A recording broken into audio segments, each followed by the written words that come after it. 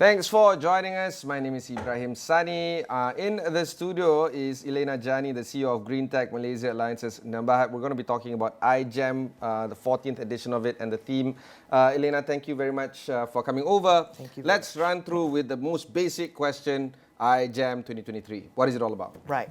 So IGEM, it stands for International Green Technology and Eco Products Malaysia. It's an exhibition and conference. We started the conception and also the realization of it in 2010, and it's our 14th edition this year. So IGEM is the largest trade event for green technologies and eco products for Southeast Asia, and we're looking to expand a lot more through our regional partnerships, and at the same time it's also the platform for everyone to congregate and convene to talk about net zero pathways in ASEAN. Let's talk about the 14th edition of it. What have you learned over the past 13 editions, and what is the difference here for this year? So for the past 13 years, IGEM, it has always been a flagship event under our ministry. Our ministry right now, it is the Ministry of Natural Resources, Environment and Climate Change. And we, Malaysian Green Technology and Climate Change Corporation, MGTC for short, we have been the implementing agency for the past 13 years. So the difference that we've seen, that we've realized from 2010 to now, is that with the country's pledge to go for net zero that was made in October 2021, to be a net zero greenhouse emissions country as early as 2050, we started the theme of race towards net zero, last year's IGEM 2022. So this year, what's the difference that we're looking at in terms of the 14th edition? We're looking at leadership for climate action. We want to see investment pledges. We want to see actual project pledges and actual climate action initiatives to actually realize our country's net zero pledge by 2050. The most important thing, at least in my opinion, and you feel free to disagree, is that at the cabinet level, for the first time in our history, we're taking this very seriously to a point where you're changing the name or adding on the name of climate change in the Natural Resources Ministry.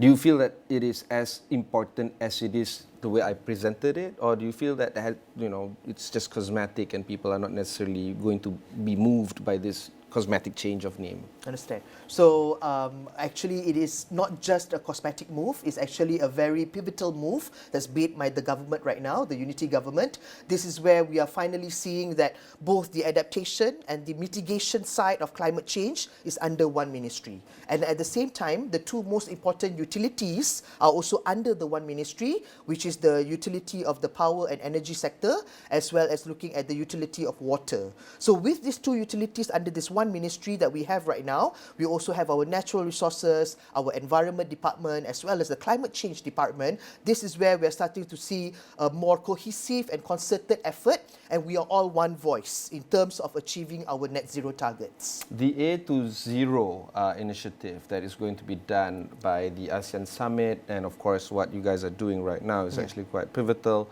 We're also looking at how the National Energy Transition Roadmap is going to be implemented and executed, and has to be read in tandem with the A to Zero initiative. These are all mammoth tasks that needs to be achieved. Do you feel that the NREC ministry has the wherewithal to actually get it done? Yes. So, very good question. I think under the leadership of our Minister, YB Nik Nazmi, NRECC is definitely geared towards achieving those targets that are set within not only the National Energy Transition Roadmap, but also our Malaysian Energy Transition Outlook, METO, and as well as the targets and also the conversations that's going to happen at A20 that will be the platform to realize this. So A20 ASEAN, how it came about is that at the IGEM 2022 last year, MGTC, we were approached by our partners from Singapore. So our partners from Singapore, the name is Constella. They are Temasek's subsidiary. They are looking at actually which net zero events that we can co-create and also work together within ASEAN to promote Asia's net zero pathways. So this is where we were approached by Constella with the idea mooted to co-create this brand called A20. A20 is a short form for Accelerate to Zero ASEAN.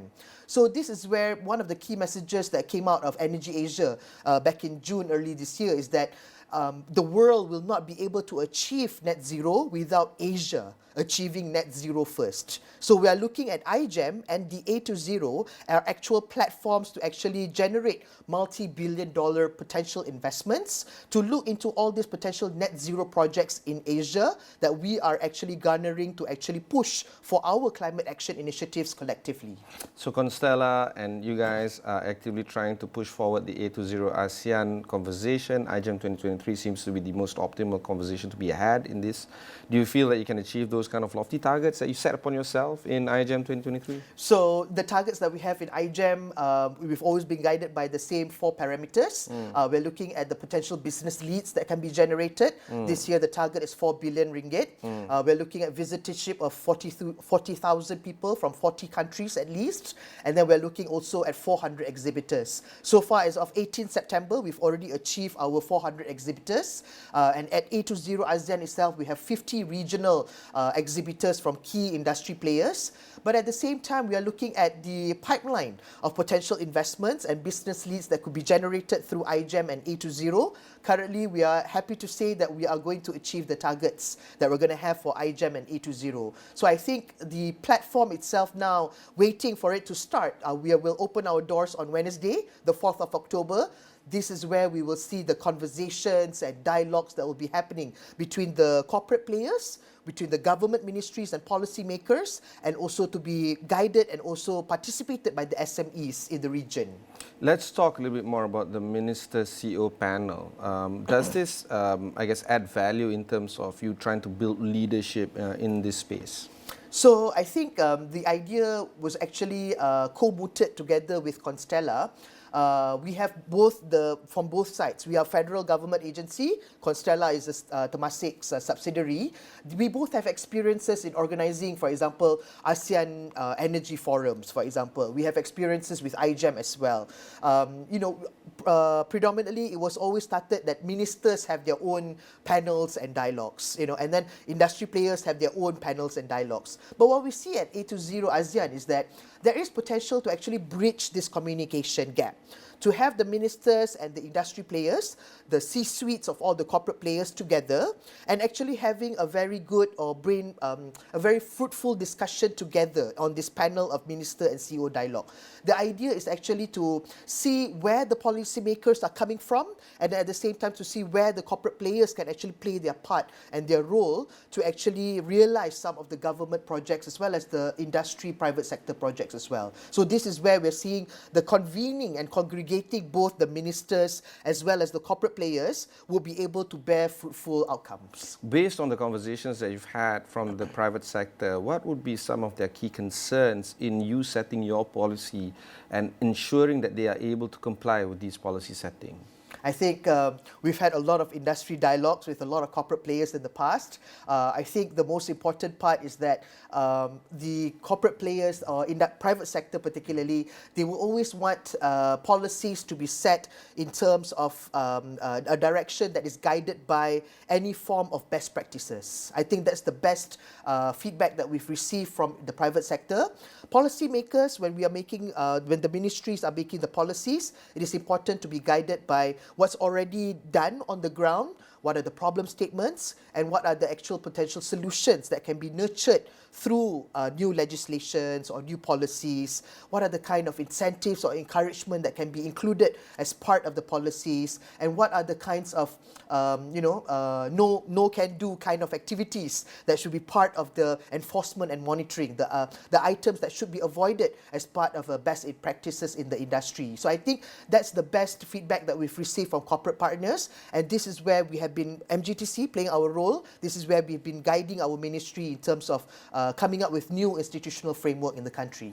The thing about corporate sector or the private sector is that they normally rely on two things before they can get things done. First is the demand from their own investors. Mm-hmm. If they have active investors on their side, that means you're going to have to face internal turmoil if you don't comply with your investors. Mm-hmm. Second, of course, is the rule of the land or the law of the land, where there's a certain benchmark that you can't transgress, mm-hmm. and many more. Failure of which there will be penalties that will be imposed, either lawsuit or just getting difficult conversations having with the policymakers. Yeah. These two drivers are not necessarily cost efficient and they are beholden to their own shareholders and stakeholders. So how do you encourage or make the private sector comply with the changes that is needed to achieve these lofty targets of A to Zero ASEAN, for instance? Yeah. So, very good question. The key message that we always inform our stakeholders is that when it comes to the topic of sustainability, there is not one size that fits all. So this is where, when corporate players, private sector, for example, they are coming from the demand of their institutional investors. Based on the demand from the institutional investors, they must be guided by certain frameworks that they need to report to. So I give, for instance, public listed companies, they adhere to the reporting standards of GRI standards. So based on the GRI standards and what are the parameters that needs to be done in terms of ESG reporting, and looking at particularly the environmental pillar, this is where they need to actually be innovative in terms of how they want to actually achieve the demands of the reporting and compliance, but at the same time meet their bottom line in terms of potential investments need to be made, operational expenditure to be saved, or even though looking at the long-term viability of the business plan that they're going to do, and at the same time also aligning to national agenda interests as well as guiding frameworks and legislation. So this is where it is a mammoth task to be done, but to be understood that this is a mammoth task that is being undertaken by all of us. I can feel the genuine effort by some of the corporate players in order to achieve net zero targets alongside you guys. Yep. But also I understand the internal constrictions that they face to get the job done, because transition is never never a cheap job to be done. They can do hard job as long as it's profitable at the end of the day, but it's never cheap. So the kind of investments that is flowing into this kind of effort must be, monumental for them. Are these the kind of conversations you're having with the corporate sector? Yes, definitely. So I give, for instance, the potential of A20 as a multi-billion-dollar gateway platform for projects in Asia. We're looking at, for example, ASEAN.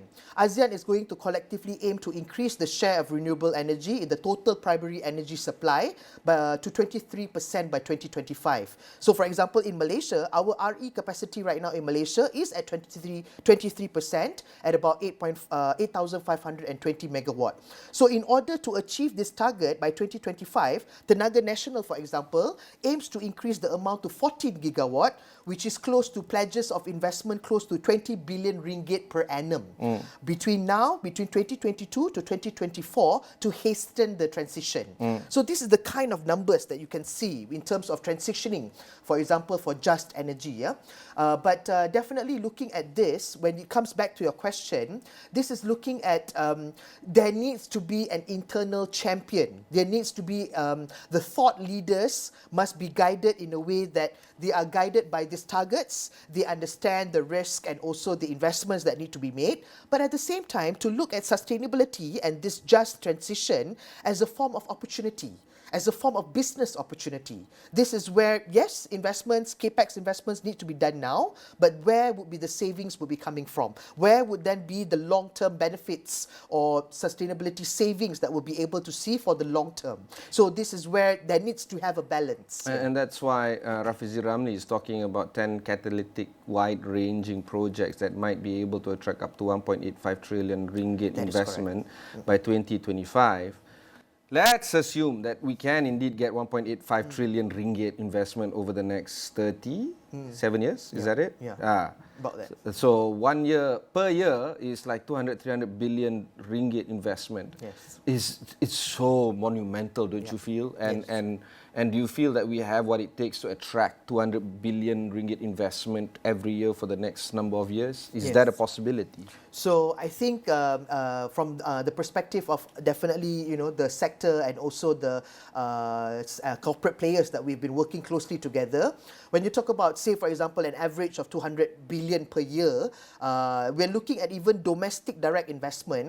Tenaga Nasional itself is looking at 20 billion per annum in terms of investment for just Tenaga energy. alone. Just Tenaga alone. Yeah. So if you're looking just at domestic DDI, if you look on pipeline on average, you need at least just 10 domestic players, our big corporate players, our GLCs or GLICs in Malaysia to do that kind of investment. But we're not just banking all our eggs in one basket. We are definitely promoting a lot of FDI to come into Malaysia. So this is where, with the announcement of Malaysia becoming a renewable energy investment hub, we're looking to export potential renewable energy, that we're looking at the region. At the same time, of course, the incentives that we're offering to FDIs, we are looking at a more pipeline coming from FDIs as well. And this is where IGEM and A20 becomes the platform to attract and activate these impactful networks.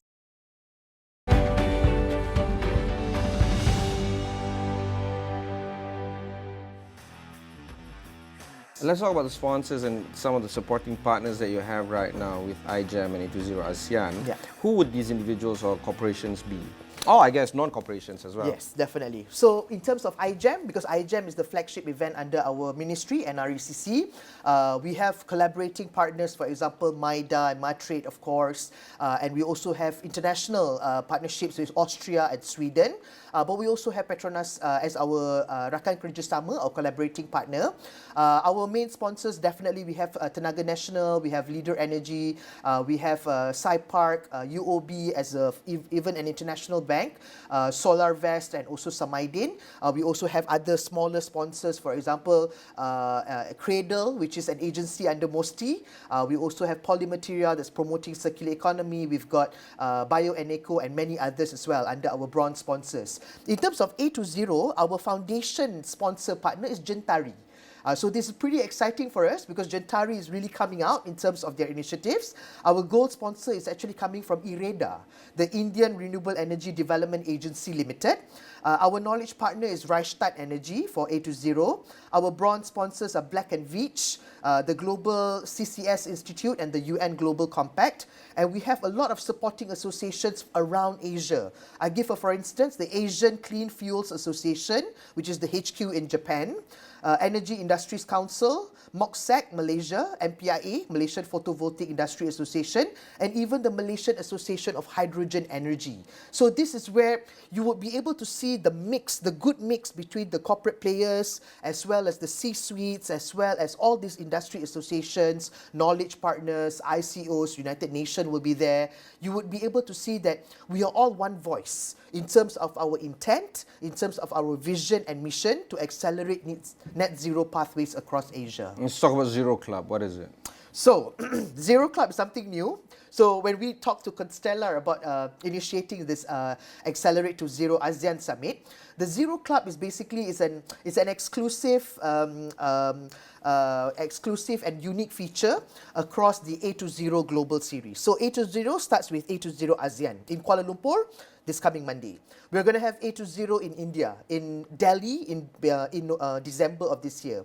We're going to have A20 in Beijing, in China, in May of next year. And we're going to go global with A20.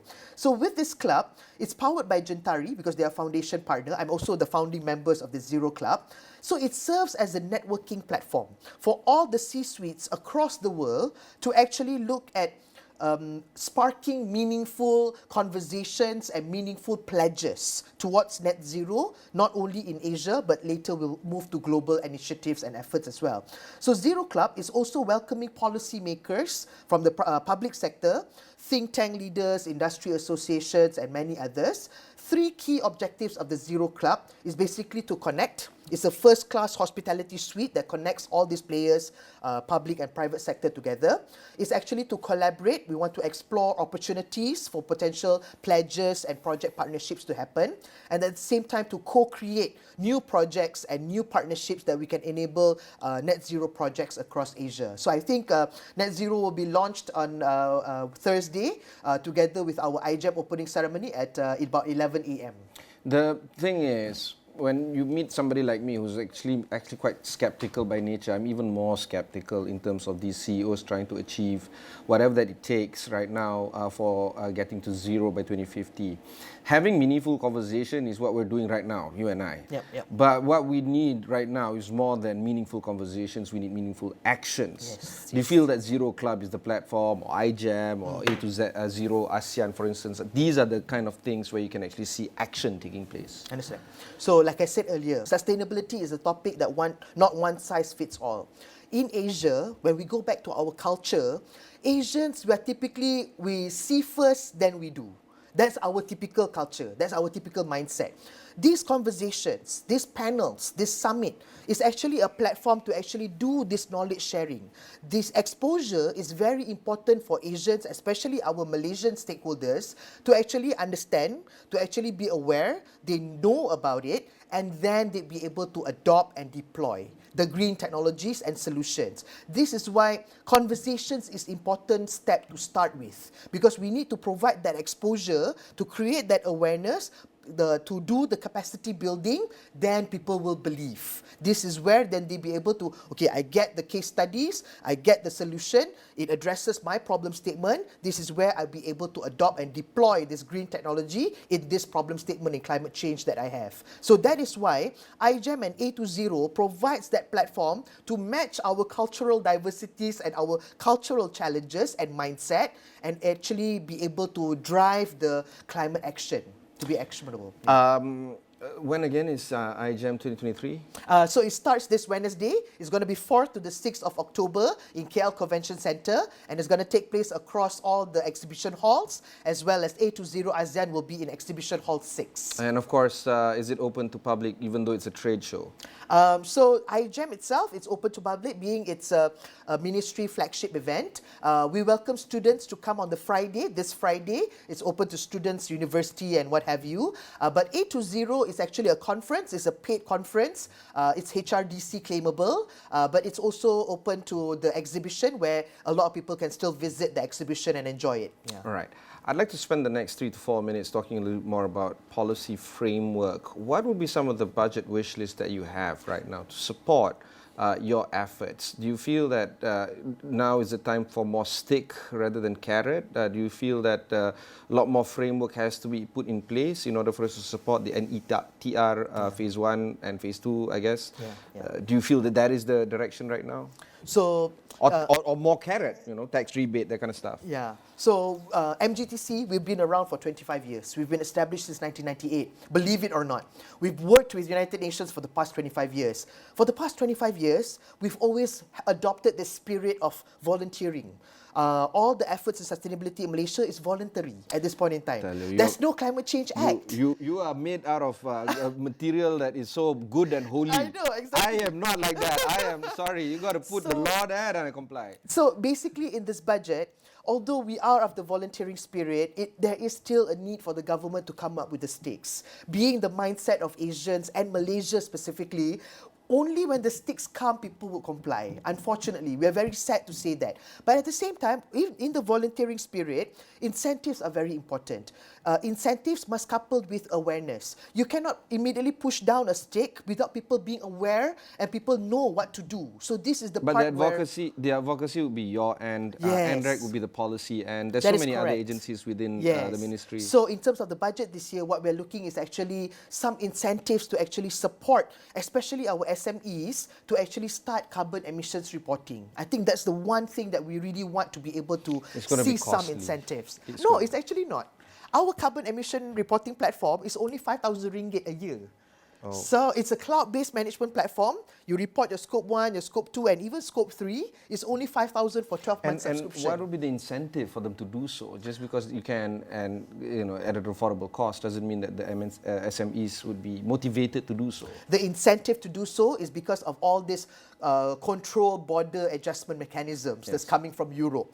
Whenever our SMEs are going to export, they need to submit a form of reporting for the scope 1 and scope 2. By hook or by crook, all our SMEs are at risk already, especially if they're exporting. Even locally, if you are a vendor to a GLC or a GLIC, they would start to report on, they would want to see your report on scope 1 and scope 2. So the incentive for SMEs to actually do their carbon emissions reporting is actually to show that report in terms of, hey, we are already doing this, and these are the initiatives that we're doing, and we hope to still be able to serve and supply our products and services to you. So this is where this kind of incentive will be able to help our struggling SMEs at this point in time post-pandemic, not to add more burden to them, but to start on that reporting so we have a census, a bancian of where we are in terms of our SMEs for scope 1 and scope 2 reporting.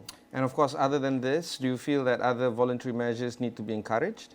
Definitely. Voluntary measures are 24/7, 365. I think there needs to have a consolidated effort among all government agencies in Malaysia to actually be guided by kelestarian, ekonomi madani, to look at the sustainability chapter and also themes of ekonomi madani and to uphold it together under one voice and one vision under one country. Let's talk about the sticks. Yeah. What would be the kind of compulsory measures that should be introduced, at least in this budget, that you feel that could move the needle to zero greenhouse emissions? I think one of the items that is very pivotal and is very much pushed upon by our minister, YB Nik Nazmi, is definitely energy audit. So we need to see where is our consumption in terms of energy consumption. When you look at the energy pyramid, the NETR, the flagship projects, I hope phase 1, phase 2. I know you're not scaring away some of your sponsors when you talk about energy. No, they're okay, they're okay. Yeah. Because the idea is actually, when you look at the energy pyramid, we need to look at energy efficiency first before we look at renewable energy. So I think that is something that is required where people look at where they are in terms of their energy consumption. Even with a HR initiative, for example, they have energy squad in their office or something like that to monitor energy consumption. That alone can already save 5% of energy consumption. So I think in terms of sticks, I think that is something that has been long awaited. An I energy am audit. fully in support of that, by the way. You know, before people talk about carbon tax, I said you can't tax something without being audited. Yes, that's correct. People jumping the gun right now. Yep, Okay. definitely. Final word before we conclude our conversation? I think we want to thank AWANI for inviting us for the interview, but we want to also invite everyone in Malaysia, in the region, to come to our IGEM 2023. We'll be on the 4th to the 6th of October in KL Convention Centre and be part of our green movement in Malaysia as well as the region and push these net zero initiatives together. Thank you very much. That was Elena Jani, the CEO of Green Tech Malaysia Alliances Sdn Bhd. You can find out more on these type of conversations on the AWANI Green Journey, so do check that out as well. My name is Ibrahim Sani. Catch you in the next one.